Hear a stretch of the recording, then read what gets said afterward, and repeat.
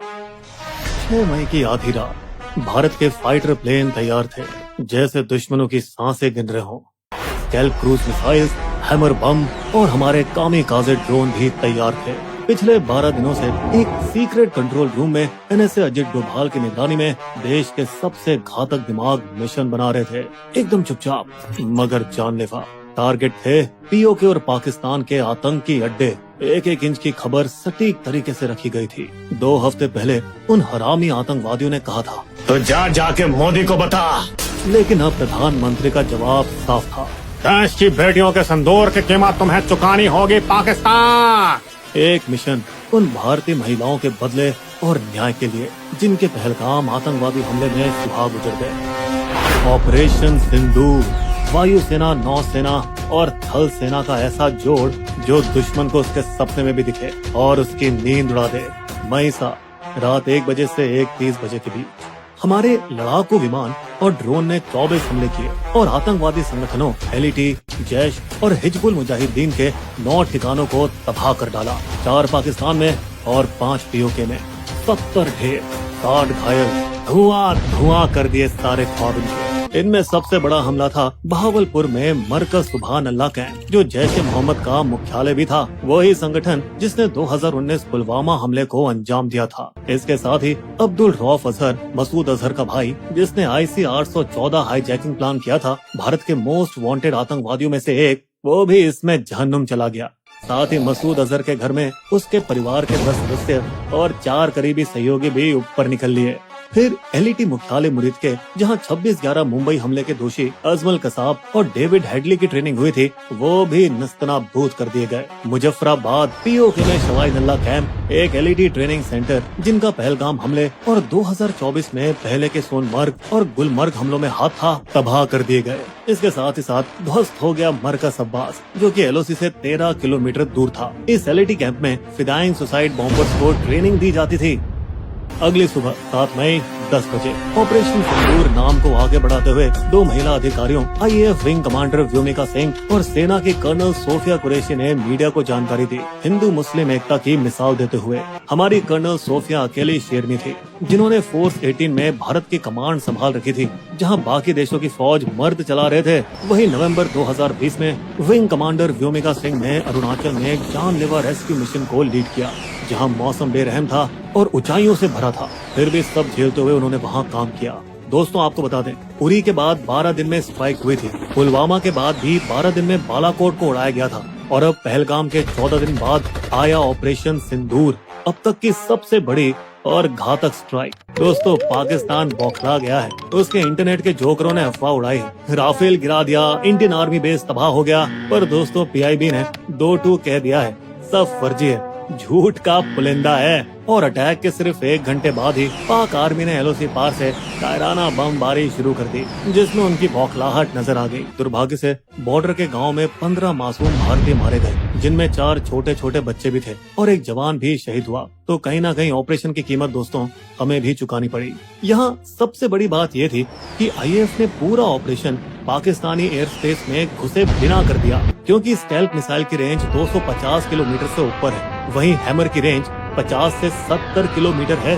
और दोस्तों, कामिकाज़े drone GPS से लैस होते हैं, जिनको कहीं से भी उड़ाया जा सकता है। इसके साथ ही सबसे गहरी चोट लगी जैश-ए मोहम्मद के हेडक्वार्टर को, बहावलपुर में, जो कि पाकिस्तान के अंदर 100 किलोमीटर की दूरी पर था। अब क्योंकि ये हमारे नए हथियारों की रेंज में था, तो हमने एकदम सटीक वार किया। यहाँ गौर करने वाली बात यह है कि भारत ने पाकिस्तानी आर्मी के किसी भी ठिकाने को छुआ तक नहीं, क्योंकि दोस्तों हमें युद्ध नहीं, इंसाफ चाहिए था। लेकिन 7 से 8 मई की रात को पाकिस्तान ने फिर हरकत की। उसके ड्रोन और मिसाइलें 15 भारतीय शहरों की तरफ बढ़ी, पर हमारे सुदर्शन चक्र ने यानी S-400 सिस्टम ने खुद को बिजली जैसे एक्टिवेट किया और सारे पाकिस्तानी हथियारों को हवा में ही फोड़ दिया। ये तो कुछ भी नहीं, फिर हमारे हार्पी ड्रोन निकाले गए और पाकिस्तान के HQ-9 मिसाइल लॉन्चर और एयर डिफेंस को लाहौर में ही ठिकाने लगा दिया। दोस्तों, बता दें कि 8 मई की रात को भी पाकिस्तान ने सस्ते हमास स्टाइल रॉकेट हमले करने की कोशिश की थी जम्मू, पंजाब, राजस्थान के भारतीय आर्मी ठिकानों पर, मगर फिर से इंडिया ने उनका गेम ओवर करके दिखा दिया। तो दोस्तों, पिछले 2 हफ्तों में भारत ने पाकिस्तान पर लगातार दबाव कैसे बनाए रखा, आतंकवादियों की फुल प्लानिंग बेनकाब कैसे की, और ऐसा क्या हुआ जिससे हमारी सुरक्षा में सेंध लग पाई। भारत ने आखिर ऐसे क्या ठोस कदम उठाए और कैसे पहलगाम दोषियों को उनके छिपे हुए बिलों से निकाल निकाल कर भगाया गया। दोस्तों, हमारा पहलगाम पार्ट 2 इन्हीं सवालों का जवाब देगा। तो पहलगाम हमले के कुछ घंटे बाद ही मामला बिगड़ने लगा और आईएएफ ने राफेल जेट के साथ आक्रमण की तैयारियां शुरू कर दी। वहीं नौसेना के आईएनएस सूरत ने एक सफल सरफेस टू एयर मिसाइल का टेस्ट किया। इस सब की वजह से बॉर्डर के उस पार पाकिस्तान के पसीने छूटने लगे थे और उन्होंने पूरी फौज को अलर्ट कर अरेबियन सी में अपने मिसाइल टेस्ट किए और भारतीय विमानों को ट्रैक करना शुरू किया। दोस्तों, पाकिस्तान का एलओसी के पार बेवजह अटैक करना और उस पर हमारी फौज का धुआंधार जवाब हमले के दिन से ही जारी है। लेकिन यहाँ सबसे बड़ा ब्रह्मास्त्र तो भारत ने निकाला इंडस वाटर ट्रीटी का पानी बंद करके, जिसकी वजह से लगभग 80% पाकिस्तान सूखा पड़ सकता है, खासकर पंजाब और सिंध जैसे इलाकों में जहाँ खेती इसी पानी पर टिकी है। और ये कोई छोटी बात नहीं है दोस्तों, क्योंकि 1960 की इंडस वाटर ट्रीटी आज तक कभी नहीं तोड़ी गई, न ही युद्ध के समय और न ही आतंकी हमलों के बाद। मिट्टी हटाने के बहाने भारत ने चिनाब नदी के बहाव को इस कदर रोक दिया कि पानी अब सिर्फ 1.5 फीट रह गया है, जिससे लोग अब पैदल नदी पार करने लगे हैं। इस मास्टर स्ट्रोक के चलते भारत ने झेलम और चिनाब नदियों पर 5 नए पावर प्रोजेक्ट्स को फास्ट ट्रैक पर डाल दिया है, जिन्हें पूरा होने में 3 से 5 साल लग सकते हैं। दोस्तों, आपको बता दें कि अब तक ये सब करने के लिए ट्रीटी के तहत पाकिस्तान की मंजूरी लेनी पड़ती थी, लेकिन इस बार कतई नहीं। इंडिया फिर से झेलम नदी पर बांध शुरू करना चाहता है ताकि पानी के फ्लो को कंट्रोल किया जा सके और वो पीओके या पाकिस्तान में अपनी मर्जी से बाढ़ या सूखा ला सके। बता दें कि भारत में रह रहे पाकिस्तानियों को वापस घर भेज दिया गया है और बाघा अटारी बॉर्डर भी सील कर दिया गया है। इतना सख्त रवैया अपनाया गया है कि एक सीआरपीएफ जवान को बर्खास्त तक कर दिया गया जब उसने एक पाकिस्तानी महिला से शादी की बात को छुपाया था। दिल्ली में पाकिस्तानी एम्बेसी में जो भी फौजी अफसर थे, सबको वापस भेज दिया गया और भारत ने अपने 25 अफसर भी इस्लामाबाद वाली एम्बेसी से वापस बुला लिए। इस पर पाकिस्तान ने अपना एयर स्पेस बंद कर दिया और भारत ने भी यही कदम उठाया, मगर इससे भारतीय एयरलाइनों को हर महीने 300 करोड़ का एक्स्ट्रा खर्च आएगा, क्योंकि अब उसे पाकिस्तान के आसपास से अपनी उड़ानों को मोड़ना पड़ेगा। लेकिन 2019 में पुलवामा के बाद भी उन्होंने 700 करोड़ रुपए का नुकसान उठाया था, फिर भी उन्होंने राष्ट्रीय हित में ये नुकसान हंसकर झेला था।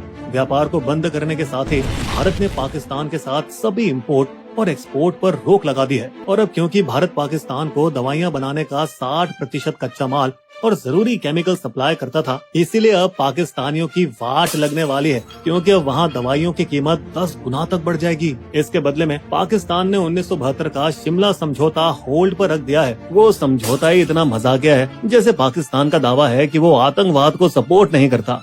इस तरफ भारत लगातार अमेरिका, चीन, रूस, यहाँ तक कि सऊदी अरब और यूएई पर दबाव डालने की कोशिश कर रहा है ताकि वे पाकिस्तान को हथियार और पैसे देना बंद करें और उसे दुनिया के सामने एकदम अलग थलग कर दें। इन सब चीजों ने पाकिस्तान में इतनी खलबली मचा दी है कि हाफिज सईद के घर के बाहर सुरक्षा बढ़ा दी गई है और स्पेशल सर्विस ग्रुप के कमांडो को तैनात कर दिया गया है। दोस्तों, बता दें कि पीओके पहले ही कई दिनों से इमरजेंसी में था, जहां 1000 से ज्यादा मदरसे सावधानी के तौर पर बंद कर दिए गए थे। वहीं चकौठी जैसे गांव में, जो सीमा से सिर्फ 3 किलोमीटर दूर है, वहां माता पिता बच्चों को अंदर बंकरों में डालकर उन्हें मजबूत किया जा रहा था। और इन सब के बीच हमारी एनआईए ने पूरा जोर लगा रखा है अपनी डिजिटल जासूसी से आतंकियों के मुजफ्फराबाद और कराची के खुफिया अड्डे ट्रैक किए हैं और खुलासा किया है कि कैसे टीआरएस के मास्टरमाइंड कसूरी ने 2 लोकल कश्मीरी अनंतनाग से आदिल ठोकर जिन्हें लीडर बनाया और सोपोर के आसिफ शेख को उसका साथी। दोस्तों, इनकी कहानी कुछ इस तरह है कि 10 साल पहले ठोकर बस एक पार्ट टाइम स्कूल टीचर था, लेकिन जब उसने मारे गए आतंकियों के जनाजे में जाना शुरू किया, वहीं से उसकी आंखों में जन्नत का सपना आने लगा। जिहाद में जुड़ जाओ। और बिना किसी को बताए ठोकर लीगल वीजा पे अटारी बॉर्डर क्रॉस करके पाकिस्तान चला गया और वहाँ जिहाद और हथियारों की ट्रेनिंग ली। आतंकी प्लानिंग की शुरुआत हुई थी एलईटी कमांडर फारूक अहमद और हाशिम मूसा के साथ, जो पाकिस्तान सेना के पूर्व कमांडो और हमले में भी शामिल थे। पहलगाम हमले के 8 महीने पहले अक्टूबर 2024 में ठोकर ने ही पाकिस्तानी आतंकी हाशिम मूसा और तलहा को लेटेस्ट हाईटेक हथियार के साथ एलओसी पार कराई गई। फिर उनको जम्मू के पूंछ रजौड़ी सेक्टर के मुश्किल रास्तों से कश्मीर में घुसाने में मदद कराई गई। मुगल रोड के घने जंगलों से वे जंगल के बहुत अंदर जाकर छिप गए। अपने झूठे नाम मूसा और यूनुस के जरिए वे चाइनीज ऐप पे बात करने लगे, ठीक वैसे ही जैसे पुलवामा हमले के दौरान किया गया था। दोस्तों, बता दे, पुराने एंटीना वाले मोटे फोन नहीं थे, बल्कि थे लेटेस्ट चाइनीज सैटेलाइट स्मार्टफोन, और इनमें satellite texting, GPS calling, internet जैसे सारे फीचर्स थे जिन्हें ट्रैक करना बेहद ही मुश्किल था, जिनका इस्तेमाल किया गया हमले के दौरान अपने पाकिस्तान में बैठे कायर आकाओं के साथ जुड़े रहने के लिए। जैसे कि कोई कंट्रोल रूम ऑपरेशन चल रहा हो, ये कुछ वैसा ही था जैसे 26/11 मुंबई हमलों में हुआ था। दोस्तों बता दें कि सर्च ऑपरेशन के दौरान आदिल और आसिफ के घर से धमाके का सामान बरामद हुआ था, जिसके बाद उन गद्दारों के घर नष्ट कर दिए गए थे ताकि एक मिसाल कायम की जा सके और युवाओं को पाकिस्तानी आतंकवादियों से जुड़ने से रोका जा सके। इन सब के बावजूद दोस्तों हमने गलतियां तो की है, जिसको सरकार ने पार्टी बैठक में भी माना। हम इस हमले को रोक नहीं पाए। हमने गलती कर दी बिना सिक्योरिटी को बताए बेसरन को इस साल जल्दी खोलकर। बेसरन को इस साल जल्दी खोल दिया गया बिना सिक्योरिटी को बताए। लेकिन दोस्तों रिपोर्ट्स कहती है कि बेसरन तो साल के ज्यादातर टाइम खुला ही रहता है, सिर्फ बहुत ज्यादा बर्फ पड़ने पर ही बंद होता है। यहाँ समस्या दरअसल ये थी कि सबसे पास का चेक पोस्ट भी बहुत दूर था, पहाड़ी के बेस पर 10 से 11 किलोमीटर दूर, जहाँ राष्ट्रीय राइफल आरआर की 3री बटालियन और सीआरपीएफ की 116वीं बटालियन तैनात रहती है। इसी वजह से ऊपर बेसरन पर फोर्स काफी देर बाद पहुंची, क्योंकि पहले 2.5 किलोमीटर तो एटीवी और बाइक से कवर किए गए, लेकिन अगले 4.5 किलोमीटर उन्हें कीचड़ और दलदल में भागते हुए कवर करना पड़ा। दोस्तों बता दें कि रॉ और आईबी ने अप्रैल की शुरुआत में ही अलर्ट जारी कर दिया था, लेकिन कहीं और का। श्रीनगर और पहाड़ियों के पास संदिग्ध लोग देखे गए हैं, टूरिस्टों पर हमला हो सकता है। जिसके बाद सुरक्षा बलों ने तेजी से कार्रवाई की। कांचीगाम नेशनल पार्क और श्रीनगर के निशात बाग क्षेत्र में 2 हफ्तों के लिए गश्त बढ़ा दी गई। दोस्तों यहाँ सोचने वाली बात है कि क्या हमले की योजना 19 अप्रैल के लिए बनाई गई थी, जब हमारे प्रधानमंत्री कटरा से श्रीनगर की पहली ट्रेन शुरू करने के कार्यक्रम में गए थे, जिस योजना को आखिरकार खराब मौसम की वजह से रद्द कर दिया गया। और क्या यही वजह थी कि फिर आतंकवादियों ने अपना टारगेट बदलकर बेसरन मैदान को बना लिया। वे 20 और 21 अप्रैल को आम कपड़ों में वहाँ रहकी करते रहे, जबकि सुरक्षा बल श्रीनगर में उनकी तलाश कर रहे थे। और दोस्तों बिना किसी सुराग के श्रीनगर में तलाश को उसी सुबह बंद कर दिया गया जिस सुबह पहलगांव में हमला हुआ था, जिसकी कोई जानकारी नहीं थी। दोस्तों बता दें 2016 के पठानकोट हमले के बाद 778 किलोमीटर एलओसी पर घुसपैठ रोकने के लिए हाईटेक सुरक्षा सिस्टम CIBMS लगाया गया था, जिससे बॉर्डर की निगरानी मजबूत हुई थी और आतंकियों के छुपे हुए ठिकानों का पता लगाने के लिए ड्रोन से निगरानी की जा रही थी, जो कि पीर पंजाल के घने जंगलों की वजह से पूरी तरह से नाकाम हो गई। वहीं बेसरन जैसे हाई रिस्क जोन में ना तो कोई कैमरा था, ना ही कोई ड्रोन। और तो और 2020 में चीन के साथ झड़पों के चलते 3री राष्ट्रीय राइफल आरआर को पूर्वी लद्दाख में भेजना पड़ गया था, और उसी दौरान उसका कुछ हिस्सा दोबारा बेसरन के पास मुगल रोड के इलाके में तैनात किया जा रहा था जब ये घटना हुई थी। और इसी वजह से पिछले 5 सालों से बेसरन घाटी के आसपास मुगल रोड के 10 किलोमीटर के बफर जोन की सुरक्षा सिर्फ 116वीं सीआरपीएफ बटालियन ही संभाल रही है। और इसी सिक्योरिटी गैप का फायदा उठाकर आतंकियों ने पीर पंजाल के जंगल और गुफाओं में अपने अड्डे बना लिए थे, जिसके बाद ये साफ नजर आ रहा था कि कैसे दोनों चीन और पाकिस्तान से लड़ने की वजह से हमारे सुरक्षा बलों को विभाजित और खींच दिया गया था। और ऊपर से सरकार ने जब कोरोना के दौरान फौज की भर्ती बंद की तो सेना में 1.2 लाख जवानों की कमी भी हो गई थी। लेकिन दोस्तों सुधार के कदम शुरू हो चुके हैं। पहलगाम के 17-18 सबसे खतरे वाले पॉइंट्स पर सीआरपीएफ के चेक पोस्ट और ड्रोन सर्वेलेंस लगाए जा रहे हैं, और 72वीं इन्फेंट्री डिवीजन ने लद्दाख में राष्ट्रीय राइफल्स की जगह ले ली है, ताकि इसे पूरी तरह से जम्मू में फिर से तैनात किया जा सके, जो कि बढ़िया है, लेकिन थोड़ा लेट है। फिर भी पुराने जमाने की तरह जंगलों में लगातार गश्त और स्थानीय मुखबिरों का होना ही इसका समाधान है, क्योंकि सब कुछ शुरू हुआ एक छोटी सी चोरी से, जब पाकिस्तानी आतंकवादियों ने कुछ टूरिस्ट की लाशों से 2 मोबाइल चुरा लिए थे। हाँ, वही मोबाइल जो बने भारत की सुरक्षा एजेंसियों के सबसे बड़े सुराग, जिसकी मदद से उन्होंने आतंकियों को ढूंढ निकाला अनंतनाग के हपटनार गांव के पास के घने जंगलों में। लेकिन दोस्तों वो जंगल का रास्ता खतरनाक था और हमारी सेना के पहुंचने से पहले ही आतंकी एक बार फिर गायब हो गए।